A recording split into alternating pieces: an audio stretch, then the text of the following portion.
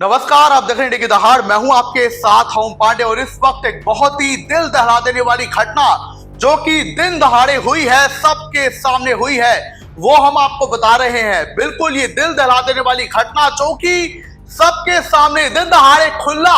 बेखौफ की गई है, वो हुई है सोनीपत के खरखोदा में। इस वक्त की आपको बड़ी जानकारी दे दे, जहां सोनीपत में पिता पुत्र को दिन दहाड़े गोली मारकर मौत के घाट उतार दिया गया। बिल्कुल बहुत ही दुखद घटना इस वक्त की सामने आ रही है, जहां जो सुरक्षा व्यवस्था है उसे धता साबित करते हुए, जो कानून है उसे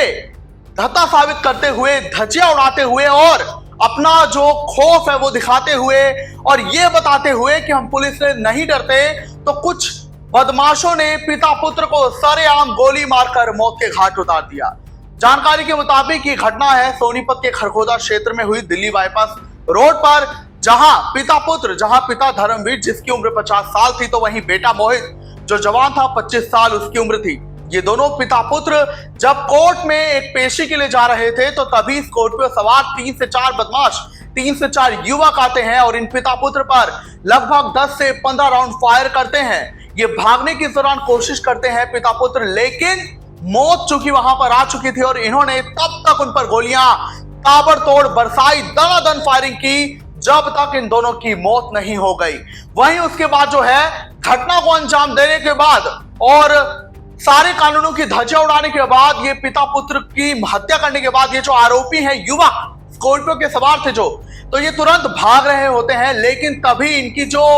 स्कॉर्पियो गाड़ी है इस दौरान रेलिंग से टकरा जाती है और इनका जो है गाड़ी का अगला हिस्सा क्षतिग्रस्त हो जाता है, जिसके बाद इनका खौफ, इनके अंदर डर ऐसा था कि हत्या इन्होंने की थी। उसके बाद इन्होंने अपनी गाड़ी छोड़ी और रास्ते से एक युवक जो जा रहा था, जिसका नाम सुरेश बताया गया है, इन्होंने उसकी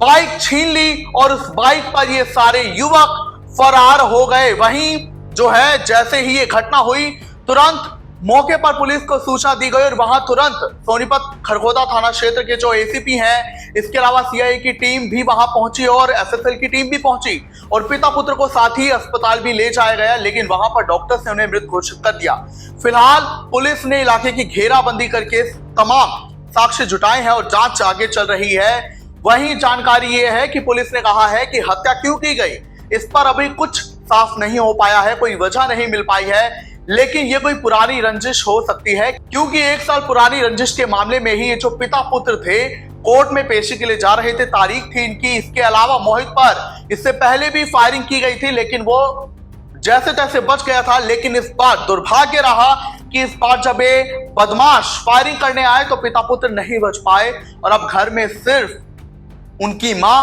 और बहन जो शादीशुदा है वो रह गई है। माँ बेचारी अकेली रह गई हैं और बहन अपनी शादी करके ससुराल में है। तो ये बहुत ही दुखद घटना हमें दिन दहाड़े देखने को मिली है, जहां पिता पुत्र को गोली मारकर मौत के घाट उतार दिया गया। उसके बाद एक राहगीर जो कि बाइक पर कहीं जा रहा था, उसकी बाइक इन आरोपियों ने छीन ली। फिलहाल पुलिस लगातार मामले की जांच कर रही है और जो वजह है हत्या की उसका जो है सबूत निकालने में लगी है, निशानदेही में लगी है। इसके अलावा तमाम खंगाले में जुटी है वो सबूत जो इन बदमाशों की ओर पुलिस को लेकर जाएंगे। सीसीटीवी खंगाले जा रहे हैं, लेकिन अपने आप में डर का माहौल पैदा करता है कि कैसे दिन दहाड़े दिल्ली बाईपास पर और ऐसे ही तमाम घटनाएं सामने आती है जहां दिन दहाड़े